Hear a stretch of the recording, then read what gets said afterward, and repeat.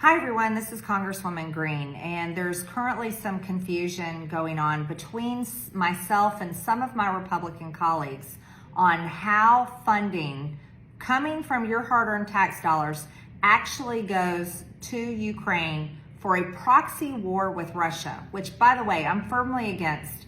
I made a promise to my district, and I'm making a promise to all of you. I am not funding a single penny for a war in Ukraine to defend Ukraine's borders while our border is being invaded every single day by the thousands. So I've pulled up the information. I have the law here in front of me, and I'm going to walk you through how the money, $300 million, that is every single year in the defense appropriation bills, how Joe Biden is using that money to fund Ukraine, not just with money, but with plenty of equipment and weapons.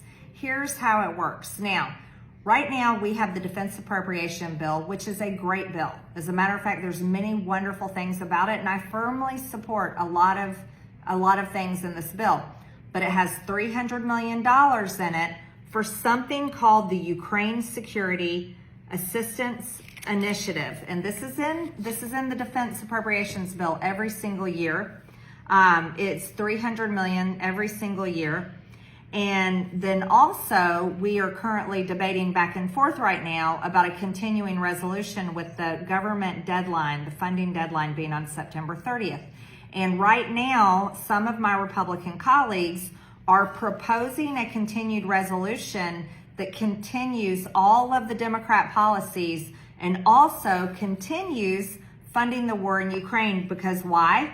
Because it funds the Ukraine Security Assistance Initiative. Now, the argument back to me that they're telling me is like, hey, Marjorie, this isn't a big deal. The Ukraine Security Assistance Initiative just funds training. Just training, that's it. Training, it helps NATO, and that's the argument they're having for me. Well, here's a little something. It's called United States law. And you have to read the law and the details in the law to know exactly where America's hard-earned tax dollars are going. So I'm going to break this down for you. Section 8110, and by the way, this is from last year when Nancy Pelosi was Speaker of the House. So a continuing resolution continues on Nancy Pelosi's laws and appropriations and funding that she put in place. Section 8110 of Nancy Pelosi and Joe Biden's law. Of the amounts appropriated in this act under the heading Operation and Maintenance Defense-Wide for the Defense Security Cooperation Agency, $300 million to remain available until September 30th, 2024, shall be for the Ukraine Security Assistance Initiative. That's the fund I'm telling you about. Provided, what does it do? Training. Okay, that's what you guys are telling me. Here, let me explain a little further for you. That such funds shall be available to the Secretary of Defense. By the way, those aren't Republican appointed Secretary of Defense. With the concurrence of the Secretary of State, again, not a Republican, to provide assistance, okay, yep, including training. Okay, you're right on that point. Equipment, wait a minute, equipment. Lethal assistance. Hold on, guys, right here. Lethal assistance. That means killing people. Logistics, support, supplies and services, salaries and stipends, sustainment and intelligence support to the military and national security forces of Ukraine. Sounds like a lot more than training. And to other forces or groups recognized by and under the authority of the government of Ukraine. Wow, this is really full-on assistance, including governmental entities within Ukraine. Oh, other governmental entities within Ukraine. Engage, here's the key part right here. Engaged in resisting Russian aggression against Ukraine for replacement of any weapons, that's more than training, or articles provided to the government of Ukraine from the inventory of the United States, and to recover or dispose of equipment procured using funds made available in this section, in this or prior acts provided further. Okay, now let's talk about, so what has Joe Biden done with this Ukraine Security Assistance Initiative? Would you like to know? Let me explain to you, because they make it public. Last year, July 5th of 2022, here's what they did with a lot of that money in the Ukraine Security and Assistance Initiative. That's way more than training, way more than training. The United States Security Assistance committed to Ukraine includes 1,400 Stinger anti-aircraft systems, 6,500 Javelin anti-armor systems, over 20,000 other anti-armor systems, 700 Switchblade tactical unmanned aerial systems, 126 155 millimeter howitzers, and up to 410,000 155 millimeter artillery rounds, 36,105 millimeter artillery rounds, 126 tactical vehicles to tow 155 millimeter howitzers, 19 tactical vehicles to recover equipment, 8 high mobility artillery rocket systems and ammunition, 2 National Advanced Surface Air Missile Systems, 20 Mi-17 helicopters, hundreds of armored high mobility multi-purpose wheeled vehicles, 200 M113 armored personnel carriers, over 10,000 grenade launchers and small arms,